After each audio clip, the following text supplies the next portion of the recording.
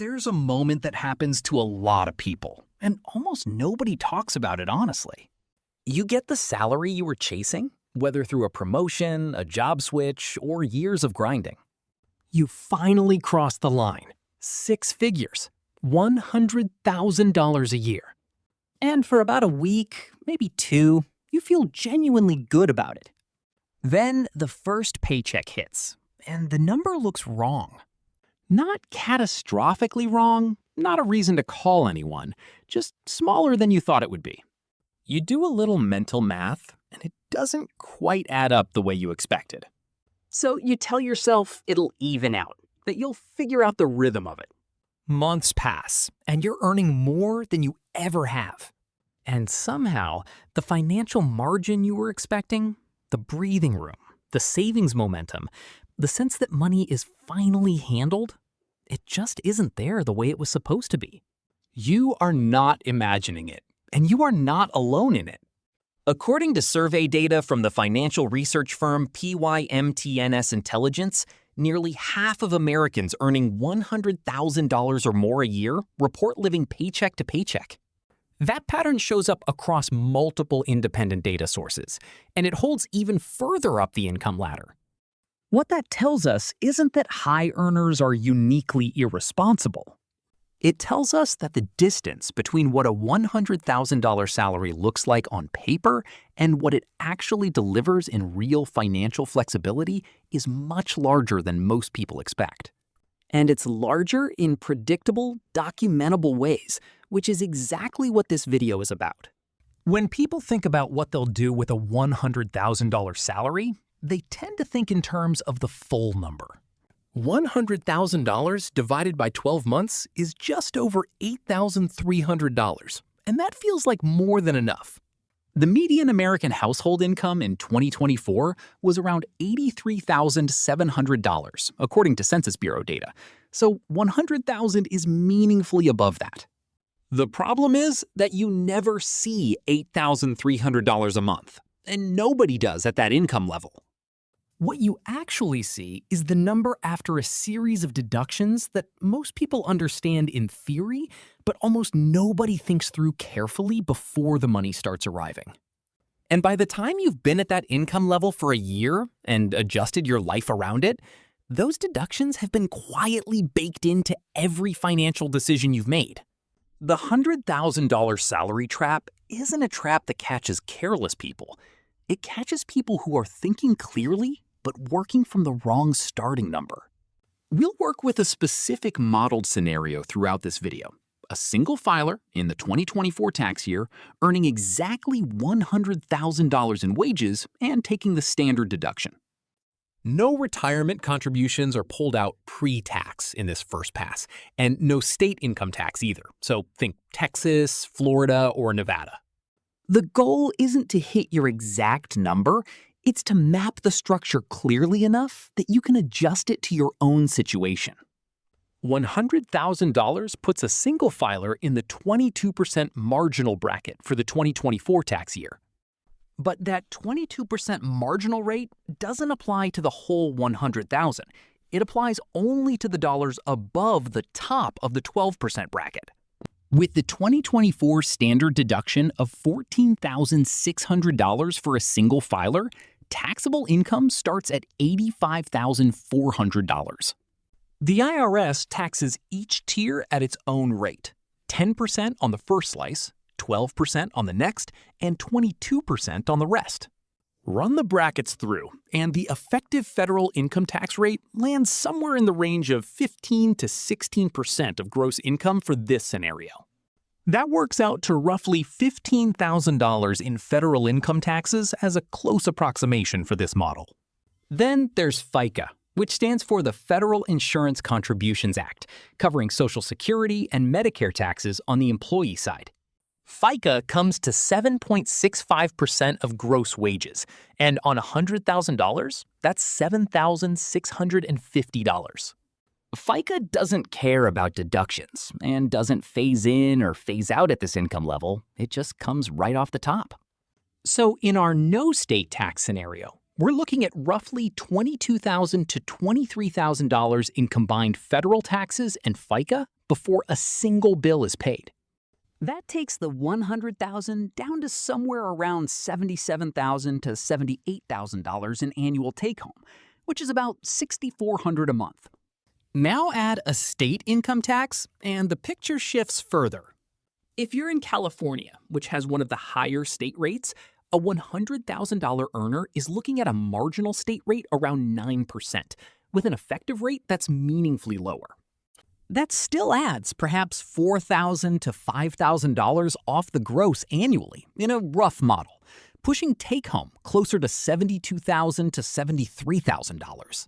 In a mid-range state, with a flat income tax somewhere around 4 to 5%, you'd land somewhere in between those two figures. For simplicity, we'll use our no state tax baseline of $77,000 and acknowledge that many $100,000 earners are losing more than that to combine taxes. $77,000 a year sounds manageable, and at $6,400 a month, it still does, until you map where that money actually goes. The Bureau of Labor Statistics tracks American household spending through its Consumer Expenditure Survey, and the most recent data covers 2024. The average American household spent $78,535 that year, and housing was the single largest category by a significant margin. Housing came to $26,266 a year, or just under $2,200 a month on average, covering mortgage or rent, property taxes, insurance, utilities, and maintenance. Transportation came in second at $13,318 for the year, covering vehicle payments, insurance, gas, and maintenance. Together, housing and transportation consumed roughly half of the average household budget, according to Bureau of Labor Statistics data. The average household in that survey includes many two-income households, and the spending pattern of a $100,000 single earner will differ, but the structure is useful. It shows you where the money goes in aggregate, which gives you the architecture of the problem. Our single filer is taking home $6,400 a month after federal taxes and FICA. Suppose they're renting in a mid-tier city. Not San Francisco, not rural Kansas. Somewhere in between. Median gross rent nationally hit $1,487 per month in 2024, based on American Community Survey data. Round that up to $1,600 for a decent one-bedroom in a city with real job opportunities, and that's $19,200 a year on housing alone.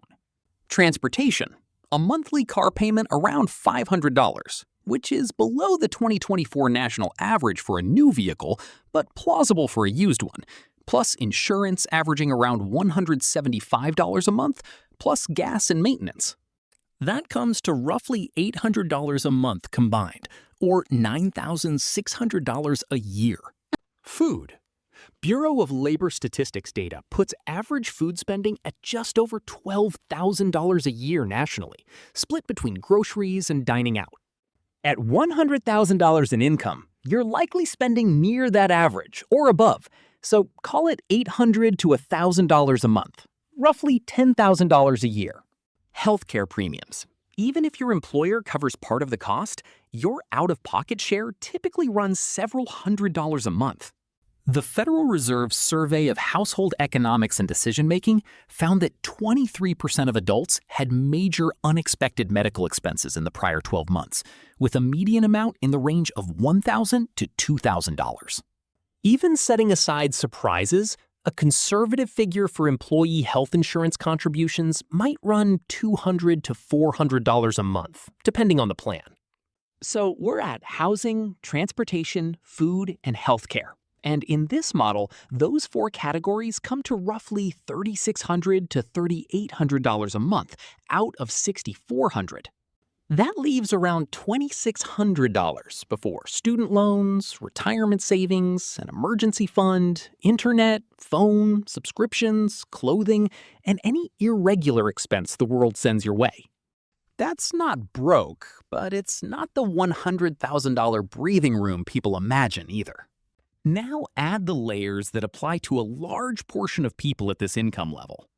If you have student loan payments, and a significant share of people in this income range do, given the education often required to reach that salary, you might be looking at $400 to $700 a month in repayment, depending on balance and plan. That alone can take the remaining margin down by roughly a third. If you have a child, the Federal Reserve's Survey of Household Economics and Decision-Making found that for households paying for childcare, those costs typically run at least half as much as housing payments each month. On a $1,600 monthly rent payment, that's a potential $800 or more per month in childcare costs. And if you add both layers, the margin essentially closes. Here's the part that doesn't fit neatly into a spreadsheet, and it's the part that economists at the Bank of America Institute pointed to directly in their 2024 and 2025 research.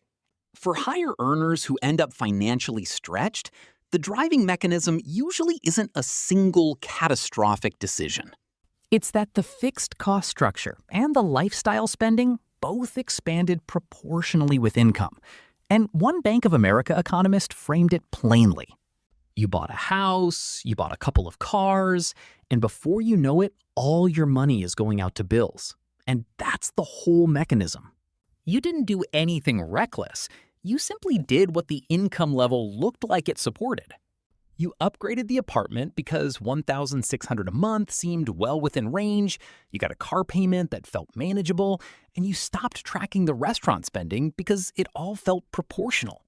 Behavioral economists have a name for the underlying process: hedonic adaptation, where the new baseline becomes the new normal and then stops feeling like a reward and just feels like the floor.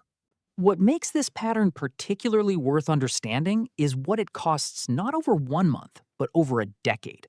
So let's look at two $100,000 earners in the same modeled scenario with one key difference. Whether 15% of gross income is directed toward retirement savings and investments before the lifestyle has a chance to expand and absorb it. Earner A lets their spending expand naturally with income. Housing upgrade, car upgrade, restaurant habit, the whole pattern. And they're living well by most observable measures. But they're saving minimally, maybe a few $100s a month when things line up. And by year 10, assuming modest salary growth, they've accumulated perhaps $30,000 to $50,000 in savings. That's not nothing, but it's also not a trajectory toward financial independence, especially when median reported rent has been rising around 10% per year since 2022, according to Federal Reserve survey data. Earner B makes the same salary, but from day one routes $15,000 a year, 15% of gross, into a 401k or similar account before they ever see it.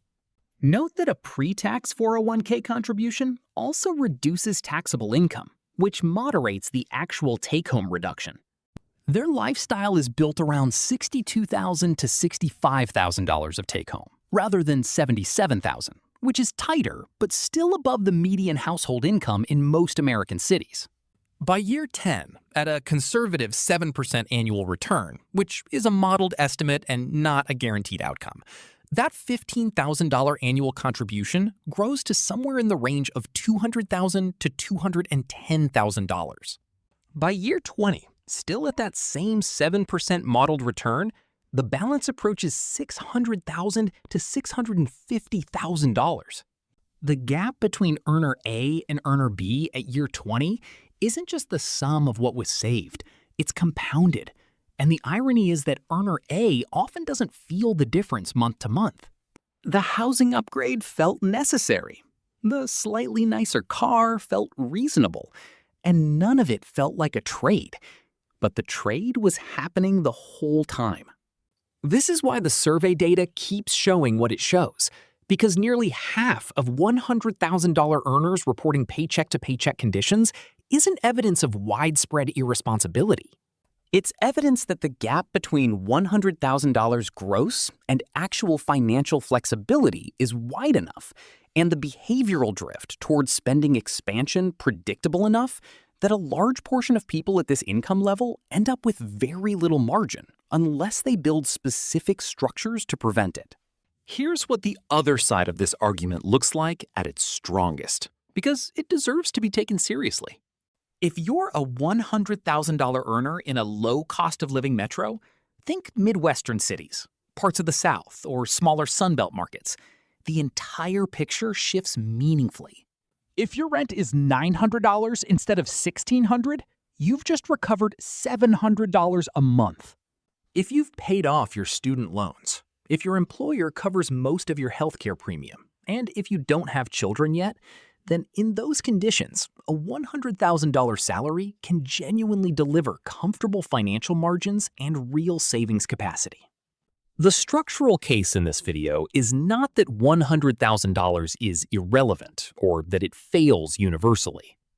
The case is that the gap between gross income and real flexibility is larger and more predictable than most people realize before they get there, and the specific conditions that make $100,000 genuinely comfortable are not the default conditions for most people earning it. A high-cost metro, student loans, young children, or some combination of those three describes a large share of the population in this income range. And if none of those apply to you, the trap is much shallower.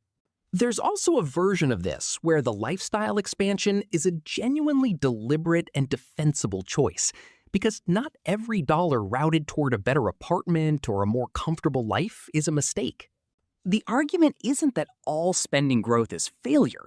It's specifically about spending growth that happens without awareness, the kind that closes the margin without the person consciously deciding to trade future security for present comfort. The insight that holds up over time from all of this is fairly simple to say and harder to fully absorb. The number on your offer letter is not your financial situation. It's the starting point for calculating your financial situation after taxes, fixed costs, behavioral drift, and compounding time have all done their work.